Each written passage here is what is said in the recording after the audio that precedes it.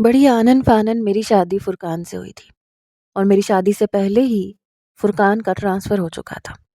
اس لیے رخصت ہوتے ہی مجھے ٹرین کا سفر کرنا پڑا۔ میں دلہن کے لباس میں ملبوس تھی جب ایک بڑی سی کالی چادر فرقان نے میرے اوپر پہنائی۔ کہنے لگا آدھے گھنٹے بعد ہم اسٹیشن چلے جائیں گے۔ میں اپنے سسرال میں بس آدھے گھنٹے کی مہمان تھی، اس لیے میری ساس، میری نندیں سبھی میرے پاس بیٹھی تھیں، باتیں کرنے لگی۔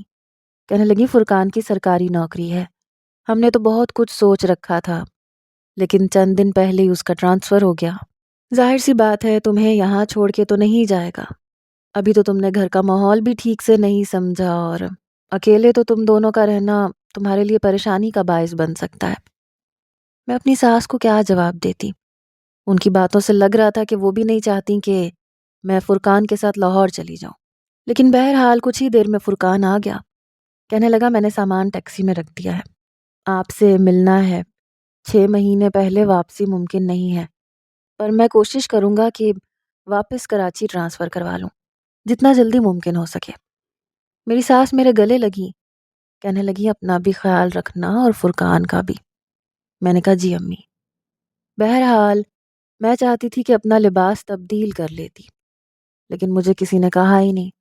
شاید کسی کو اس بات کا خیال ہی نہیں تھا کہ مجھے دلہن کا یہ عروسی لباس بدل لینا چاہیے، اور فرقان کو بھی شاید جلدی تھی، اس لیے صرف ایک کالی چادر ہی مجھ پہ ڈالی گئی، اور میں اسی طرح عروسی لباس میں ٹیکسی میں بیٹھ کر اپنے شوہر کے ساتھ اسٹیشن پہنچ چکی تھی۔ جیسے ہی ہم لوگ اسٹیشن پر پہنچے تو ہماری مطلوبہ ٹرین پلیٹ فارم پہ لگ چکی تھی۔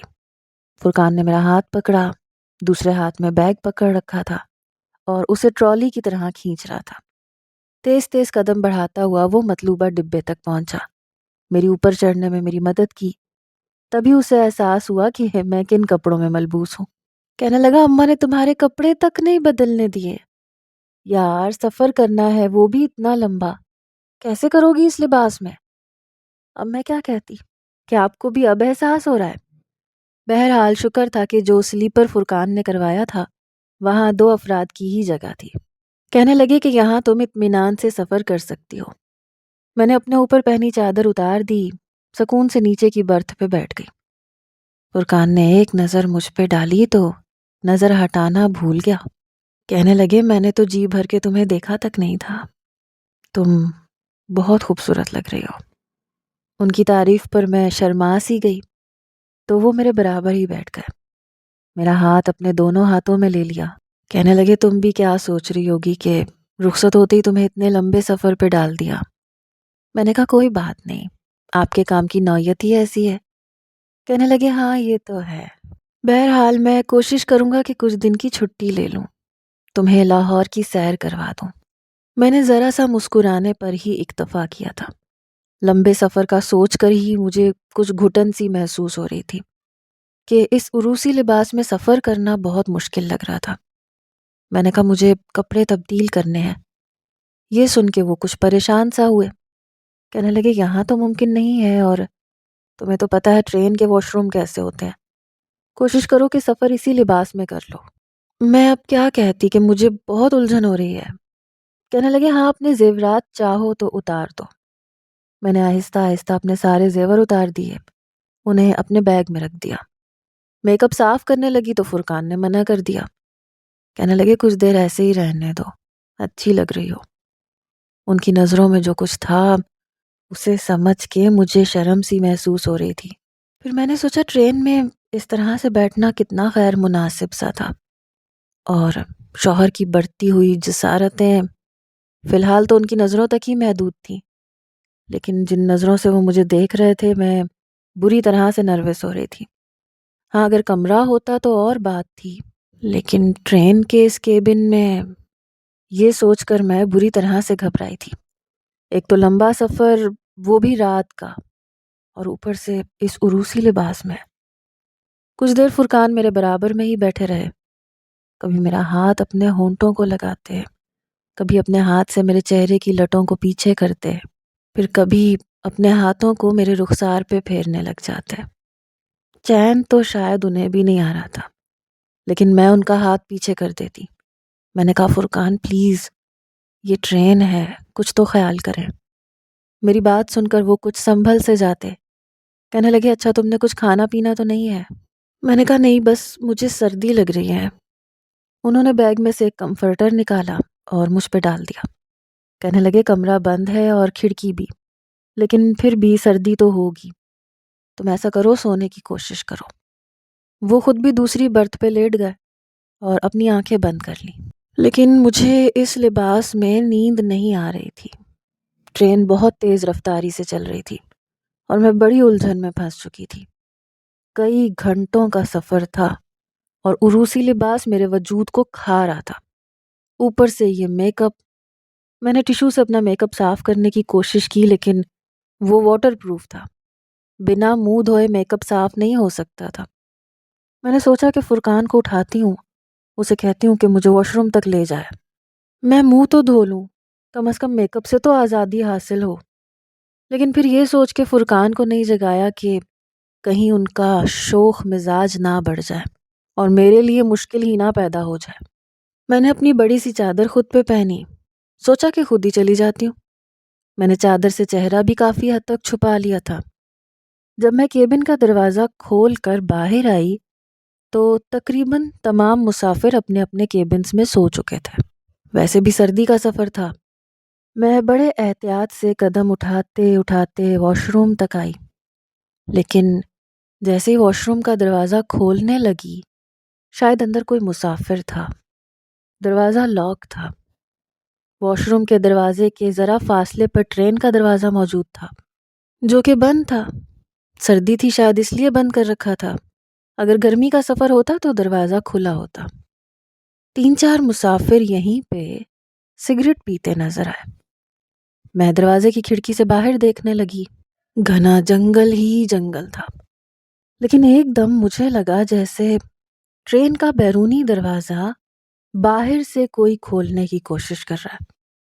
یہ دیکھ کے میری جان نکلی تھی۔ اس وقت اتنی تیز رفتار سے چلتی ٹرین کا دروازہ بھلا کون کھول سکتا تھا؟ میں ڈر کے پیچھے ہٹی، ایک خوف کی لہر میرے پورے وجود میں سرایت کر گئی جب اچانک سے ٹرین کا بیرونی دروازہ کھلا اور تیز ٹھنڈی یخ بستہ ہوا نے مجھے کانپنے پہ مجبور کیا۔ پتہ ہی نہیں چلا میں کیسے لڑکھڑائی اور میرے قدم آگے کی طرف بڑھنے لگے۔ مجھے لگا میں ٹرین سے نیچے گر جاؤں گی، کیونکہ ٹرین کی رفتار بے تحاشا تیز ہو چکی تھی، میرا کھڑا ہونا مشکل ہو رہا تھا۔ میں لڑکھڑاتے ہوئے جب باہر کی جانب گرنے لگی تھی، جب کسی کی مضبوط گرفت نے میرا ہاتھ پکڑا اور زور سے مجھے اپنی جانب کھینچا، میں بے ساختہ اس کے سینے سے جا لگی۔ اس نے براؤن کلر کی بڑی سی گرم شال پہنی ہوئی تھی، چہرہ چھپا ہوا تھا، صرف اس کی آنکھیں نظر آ رہی تھیں جو ہیزل گرین کلر کی تھیں۔ آنکھیں تھیں یا پھر کوئی نشہ یا کوئی جادو۔ میں نے جیسے ہی اس کی آنکھوں کی طرف دیکھا، میرے اندر ایک ہرن جیسی تیزی گزری تھی۔ مجھے نہیں پتا کہ وہ شخص میری کمر پر ہاتھ رکھے مجھے اپنے قریب کر چکا تھا اور بڑی بےتابی سے مجھے دیکھ رہا تھا۔ کچھ پل تو میں ہوش کی دنیا سے بیگانی ہوئی، لیکن پھر فوراً ہی واش روم کا دروازہ کھل گیا۔ میں گھبرا کے اس سے دور ہوئی۔ وہ شخص جو بھی تھا مجھے چھوڑ چکا تھا۔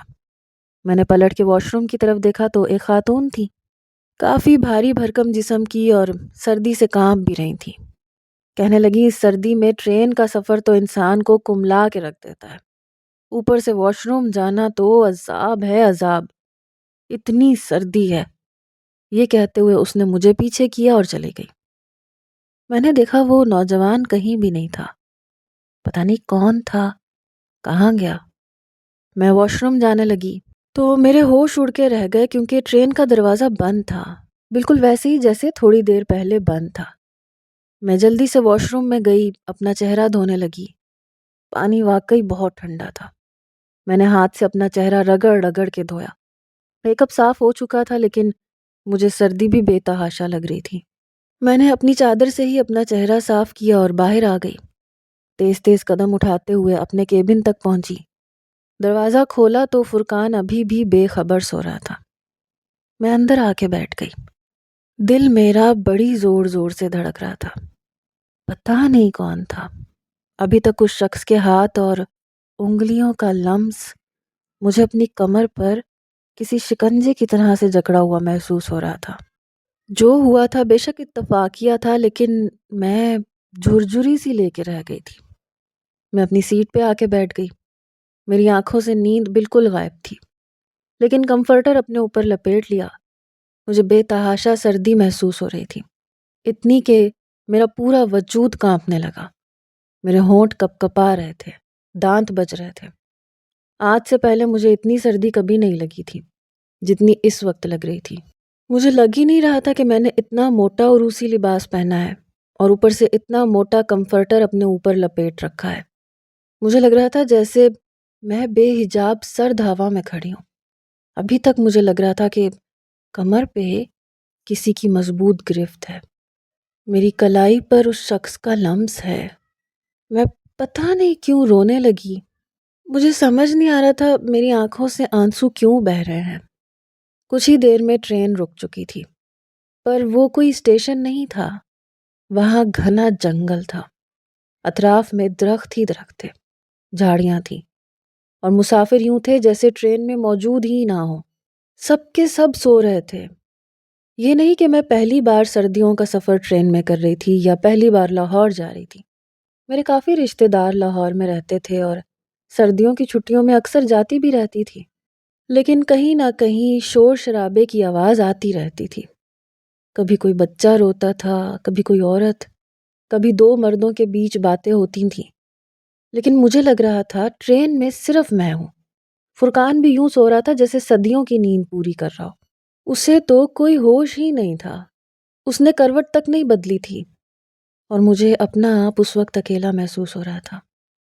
میں نے اپنا دل بہلانے کے لیے کھڑکی سے باہر دیکھنا شروع کر دیا، جہاں گھنا جنگل تھا۔ حالانکہ شیشہ بالکل بند تھا، تبھی مجھے یوں محسوس ہوا کہ کسی نے میری کھڑکی کو کھٹکھٹایا ہے۔ میرا دل زور زور سے دھڑکنے لگا۔ میں نے دیکھا تو براؤن شال میں وہی تھا، وہی آنکھیں میرے سامنے تھی، وہی میری کھڑکی کے شیشے کو کھٹکھٹا رہا تھا۔ جب میں نے کھڑکی کے اندر جھانک کے دیکھا تو میری جان نکل گئی، کیونکہ اس میں مجھے لگ رہا تھا جیسے وہ آنکھیں نہیں ہیں، کوئی پنجرا ہے جو مجھے اپنے اندر قید کرنے کی کوشش کر رہا ہے۔ میں ڈر گئی تھی۔ میں فوراً سے فرقان کے پاس آ گئی، اسے ہلانے جلانے لگی۔ میں روئے جا رہی تھی جب موندی موندی آنکھیں فرقان نے کھولی۔ مجھے روتا دیکھ کے وہ اٹھ کے بیٹھ گیا، کہنے لگا مومنہ کیا ہوا تمہیں، رو کیوں رہی ہو؟ میں نے کہا مجھے ڈر لگ رہا ہے فرقان، مجھے بہت ڈر لگ رہا ہے۔ وہ کہنے لگا کیوں ڈر لگ رہا ہے؟ پھر کہنے لگا اچھا ادھر آؤ میرے پاس بیٹھو۔ میں اس کے برابر میں بیٹھ گئی۔ مجھے یوں روتا ہوا دیکھ کے فرقان کہنے لگا کہ کیوں پریشان ہو رہی ہو؟ جیسے ہی میں اسے بتانے لگی مجھے لگا میرے گلے میں بہت سی گرہیں پڑ گئی ہیں، اتنی کہ میری آواز حلق میں اٹک گئی ہے۔ میں چاہ رہی تھی کہ اس سے بات کروں، لیکن میں بات نہیں کر پا رہی تھی، بس میری آنکھوں سے آنسو بہہ رہے تھے۔ میں نے دونوں ہاتھوں سے اپنا گلا پکڑ لیا۔ وہ کہنے لگا کیا ہوا ہے تمہیں؟ لیکن میری آواز نہیں نکل رہی تھی۔ کہنے لگا اچھا تم یہاں بیٹھو، میں تمہیں پانی پلاتا ہوں۔ اس نے پانی کی بوتل سے مجھے پانی پلایا۔ کہنے لگا تم ایسا کرو، تم سو جاؤ۔ میں چپ چاپ اپنی سیٹ پہ لیٹ گئی۔ خود بخود میری آنکھیں بند ہونے لگیں۔ جیسے ہی میں نے آنکھیں بند کیں، وہی ہیزل گرین آنکھیں میری آنکھوں کے سامنے آ گئیں۔ اب ان آنکھوں میں سرخی سی چھانے لگی تھی۔ پتہ نہیں کیوں لیکن میرا دل ان آنکھوں سے خوف کھا رہا تھا۔ میں نے جلدی سے اپنی آنکھیں کھول لیں۔ پتہ نہیں کیوں لیکن مجھے وہ آنکھیں اپنا چین چراتی ہوئی محسوس ہو رہی تھیں۔ کچھ ہی دیر میں میری آنکھوں میں نیند اترنے لگی۔ یوں لگا جیسے کوئی میری آنکھیں زبردستی بند کر رہا ہے۔ میرے دماغ میں نیند کی غنودگی چھانے لگی۔ آہستہ آہستہ میں سو چکی تھی۔ میری آنکھ صبح کھلی، وہ بھی فرقان کے جگانے پہ۔ وہ کہنے لگا آدھے گھنٹے میں لاہور آنے والا ہے۔ میں فوراً سے اٹھ کے بیٹھ گئی۔ میں ابھی تک عروسی لباس میں تھی۔ وہ کہنے لگا تم ناشتہ کرو گی؟ میں نے کہا نہیں مجھے کچھ نہیں کھانا، آدھے گھنٹے تک ہم لاہور پہنچ چکے تھے۔ اسٹیشن پر اترتے ہی فرقان نے ایک کلی کروایا، سامان اٹھوا کے ٹیکسی میں رکھوایا۔ کچھ ہی دیر میں ہم سرکاری کوارٹر میں پہنچ چکے تھے جہاں پہ ہماری رہائش تھی۔ وہاں لائن سے بہت سے کوارٹرز بنے ہوئے تھے، سب کے سب 2 کمروں پہ مشتمل تھے اور سامنے بہت ہی بڑا باغ تھا۔ کافی صاف ستھرا ماحول تھا، کوارٹر بھی کافی صاف ستھرے بنے ہوئے تھے، یہاں تک کہ سامان بھی موجود تھا۔ میں کافی تھک چکی تھی۔ آتے ہی میں نے سب سے پہلے اپنے کپڑے تبدیل کیے۔ کوارٹر کے کمرے تو 2 ہی تھے، لیکن باہر بہت بڑا صحن تھا اور صحن کی دیوار کی طرف 2-3 درخت لگے ہوئے تھے جو کافی گھنے تھے۔ میں نے کپڑے تبدیل کیے اور کچھ دیر بیڈ پہ لیٹ گئی۔ جسم میں بھاری پن سا محسوس ہو رہا تھا، ایسے لگ رہا تھا کہ بہت تھکن ہو چکی ہے۔ حالانکہ پہلی بار میں نے اتنا لمبا سفر نہیں کیا تھا، لیکن پھر بھی پتہ ہی نہیں چلا میں پھر سے سو چکی تھی۔ دوبارہ میری آنکھ کھلی تو تب تک فرقان بازار سے ہی کھانا لے آیا تھا۔ کہنے لگا کل تک میں تمہیں راشن لا دوں گا، پھر تم گھر پہ بنا لیا کرنا۔ میں نے کھانا کھانے کے بعد شام کو چائے بنائی، فرقان کو بھی دی۔ ہم دونوں نے صحن میں ہی چائے پی۔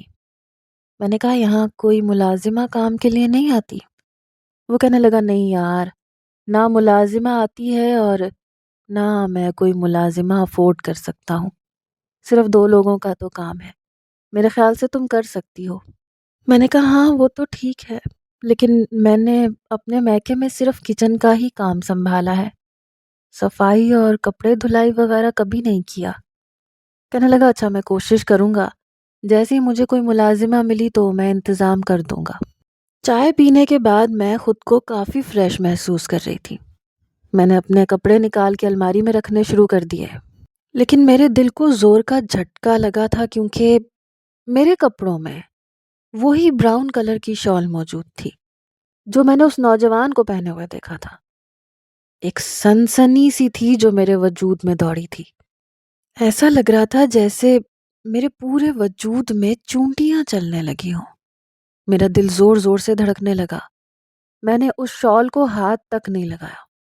میرے پاس تو کوئی گرم شال نہیں تھی اور میرے بیگ میں صرف میرے کپڑے تھے جو میرے میکے سے آئے تھے، اس میں فرقان کا کوئی کپڑا موجود نہیں تھا۔ پھر وہ شال میرے کپڑوں میں کیسے آ سکتی تھی؟ میں نے تو خود اپنے کپڑے بیگ میں رکھے تھے۔ پتہ نہیں کیوں لیکن مجھے ایک بے چینی سی ہونے لگی۔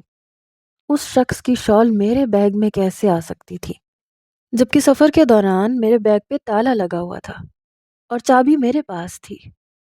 میں اس بارے میں جتنا سوچ رہی تھی اتنا ہی الجھنے لگی۔ میں اپنے سارے کپڑے الماری میں رکھ چکی تھی سوائے اس شال کے۔ میں نے وہ بیگ میں ہی رہنے دی۔ بیگ بند کیا، تالا لگایا اور اس خالی بیگ کو الماری کے اوپر رکھ دیا۔ پھر میں نے فرقان کے کپڑے بھی سنبھال کے رکھ دیے۔ رات کا کھانا بھی فرقان ہی لایا تھا۔ گھر میں ایک فریج بھی موجود تھا۔ آتے ہوئے اس نے کافی سارے پھل بھی لیے تھے اور وہ فریج میں رکھ رہا تھا۔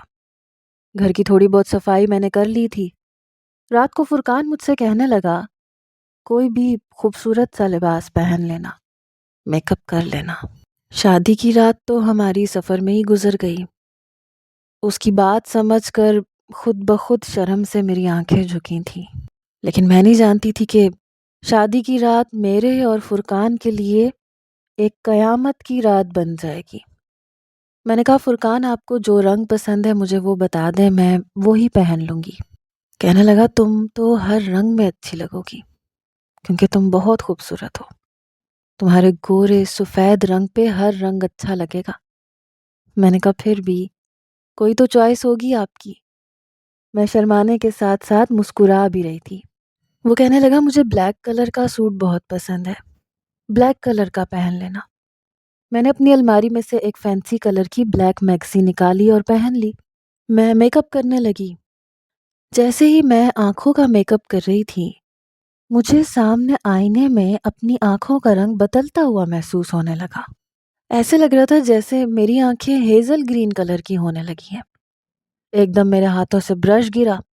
میں ایک دم پیچھے ہٹی کیونکہ میری آنکھیں مکمل طور پر ہیزل گرین کلر کی ہو چکی تھیں اور اب ان میں گلابی پن آنے لگا تھا۔ میں بری طرح سے گھبرائی ہوئی تھی۔ میں مکمل طور پہ تیار تھی، میرے لمبے گھنے کمر تک آتے بال کھلے ہوئے تھے، لپسٹک بھی میں لگا چکی تھی، بس آنکھوں کو آخری ٹچ دے رہی تھی۔ مجھے لگا جیسے میری آنکھوں میں اسی شخص کی آنکھیں دکھنے لگی ہیں، جیسے آئینے میں وہ مجھے دیکھ رہا ہے۔ آہستہ آہستہ مجھے ایسا لگا جیسے میرے اندر سے کوئی چیز باہر آ رہی ہے، اور باہر آنے والی چیز وہی براؤن شال والا نوجوان تھا۔ ابھی بھی اس کا چہرہ چھپا ہوا تھا اور اس کی ہیزل گرین آنکھیں مجھے نظر آ رہی تھیں۔ مجھے ایک زوردار جھٹکا لگا۔ میں نے چلانے کی کوشش کی تو اس نے میری کلائی پکڑ لی۔ مجھے لگ رہا تھا جیسے وہ میرے سامنے آ کے اپنے پورے وجود کے ساتھ کھڑا ہو چکا ہے۔ میری کلائی پکڑ کے اس نے مجھے اپنی جانب کھینچا اور پھر سے میری کمر پہ اپنا ہاتھ کسی شکنجے کی طرح سے گاڑ چکا تھا۔ اس بار اس کی گرفت اتنی سخت تھی کہ مجھے لگ رہا تھا جیسے اس کے ہاتھ نہیں ہے، کوئی خنجر ہے جو میرے وجود میں پیوست ہو رہا ہے۔ وہ شخص مجھے اپنے قریب کر چکا تھا۔ اس کا چہرہ میرے چہرے کے بہت قریب تھا۔ وہ میری آنکھوں میں یوں دیکھ رہا تھا جیسے مجھ پہ پورا حق رکھتا ہو۔ میں اپنی آنکھیں بدلنا چاہتی تھی، میں اس سے نظریں نہیں ملانا چاہتی تھی، لیکن مجھے لگا جیسے میری آنکھیں پتھر کی ہو چکی ہیں۔ میں تو جنبش بھی نہیں کر پا رہی تھی، اور اس کی آنکھوں میں کوئی سمندر تھا یا کوئی گہرائی۔ میں اس کی آنکھوں میں کھونے لگی۔ آہستہ آہستہ اس کے ہاتھ میری کمر پہ گردش کرنے لگے۔ مجھے لگ رہا تھا میرے بدن سے کوئی سانپ لپٹنے لگا اور میرے پورے وجود کو بڑی مضبوطی سے کوئی جکڑ رہا ہو۔ مجھے لگا جیسے مجھ پر کوئی طلسم سا چھانے لگا۔ ایک دم کمرے کا دروازہ کھلا اور میں بری طرح سے چونکی۔ میں نے دیکھا کمرہ خالی تھا، کوئی بھی نہیں تھا۔ پتہ نہیں وہ نوجوان کہاں غائب ہو گیا۔ میں پسینے سے شرابور ہو چکی تھی، میرا سانس بری طرح سے پھولا ہوا تھا۔ دروازہ کھلا تو فرقان اندر آ گیا۔ مجھے دیکھ کے کچھ پل آنکھیں جھپکنا بھول گیا، لیکن میری حالت غیر ہو رہی تھی۔ کہنے لگا بہت خوبصورت لگ رہی ہو، لیکن یہ کیا، اتنی سردی میں تمہارے ماتھے پہ، چہرے پہ پسینہ کیوں بہہ رہا ہے؟ یہ کہہ کے جیسے ہی اس نے اپنا ہاتھ میرے ماتھے پہ رکھا، مجھے لگا جیسے میرے ماتھے پہ کسی نے آگ کا انگارہ رکھا ہے۔ میں نے اس کا ہاتھ پکڑ کے پوری طرح سے جھٹکا۔ ہاتھ جھٹکنے کی دیر تھی کہ فرقان پوری طرح سے گول گھوم کے پیچھے گرا، اور میں حیران تھی کہ میرے اندر اتنی طاقت کہاں سے آ گئی۔ فرقان جیسے ہی زمین پہ گرا، اپنا سر پکڑ لیا اور میں بری طرح سے گھبرا گئی۔ پھر اس نے مجھے بڑی حیرت سے دیکھا، پھر اپنا ہاتھ دبانے لگا، کہنے لگا یہ تم نے کیا کیا ہے میرے ساتھ؟ وہ کافی غصے میں تھا۔ میں سمجھ نہیں پا رہی تھی کہ یہ ہوا کیا ہے۔ میں نے ایسا کچھ کیا ہی نہیں تھا، لیکن میں گہرے گہرے سانس لے رہی تھی۔ مجھے ایسے لگ رہا تھا جیسے میرے اندر کوئی اور سانس لے رہا ہے، جیسے میرے اندر کوئی غیر مرئی طاقت آ کر بس چکی ہے۔ میں اپنی دونوں مٹھیاں بھینج چکی تھی۔ جیسے جیسے فرقان کھڑا ہو کے میری جانب قدم بڑھانے لگا، میں پیچھے کو قدم لے رہی تھی۔ وہ کہنے لگا یہ کیا بدتمیزی کی ہے تم نے میرے ساتھ؟ وہ کافی غصے میں تھا۔ میں نے کہا میرے قریب مت آنا، مجھے ہاتھ لگایا تو میں تمہیں چھوڑوں گی نہیں۔ ایسے لگ رہا تھا کہ بات تو میری ہے لیکن الفاظ کسی اور کے ہیں۔ شاید میرا بلند لہجہ اور جارحانہ انداز دیکھ کے وہ گھبرا گیا۔ کہنے لگا یہ تم کس لہجے اور انداز سے بات کر رہی ہو؟ ہوا کیا ہے تمہیں؟ ابھی کچھ دیر پہلے تو بالکل ٹھیک تھی۔ میں لمبے لمبے سانس لے رہی تھی۔ میں نے کہا میرے کمرے سے باہر نکل جاؤ۔ کہنے لگا اچھا ٹھیک ہے، میں جا رہا ہوں، جسٹ ریلیکس۔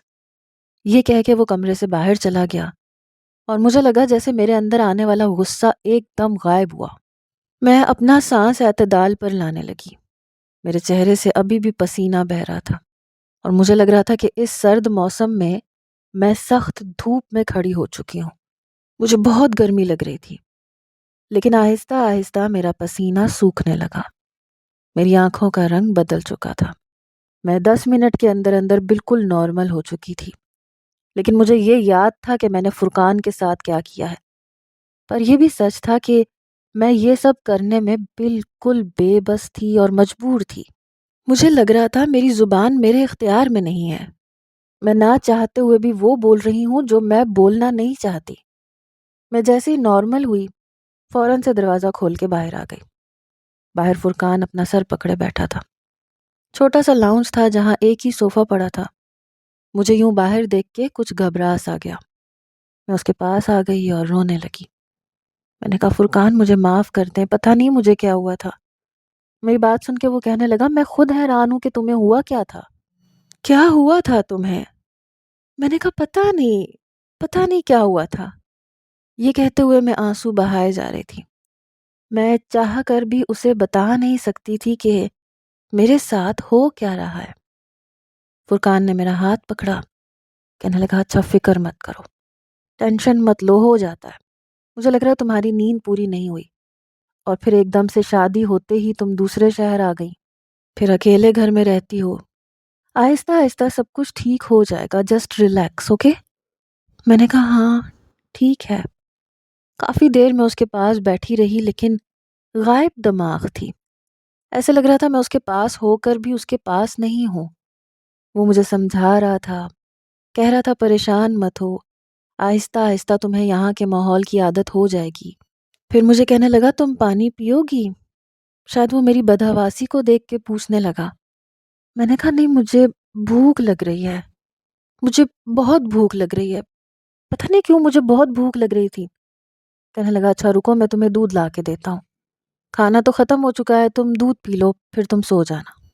اس نے فریج میں سے ایک گلاس میں دودھ ڈال کے مجھے دیا۔ میں نے ایک ہی گھونٹ میں سارا گلاس پی لیا۔ میں نے کہا فرقان مجھے کچھ اور بھی چاہیے، مجھے بہت بھوک لگ رہی ہے۔ وہ مجھے حیرت سے دیکھ رہا تھا۔ پھر اس نے مجھے دوسرا گلاس لا کے دیا، میں نے وہ بھی پی لیا، لیکن میرے اندر ایسی آگ تھی کہ بجھنے کا نام نہیں لے رہی تھی۔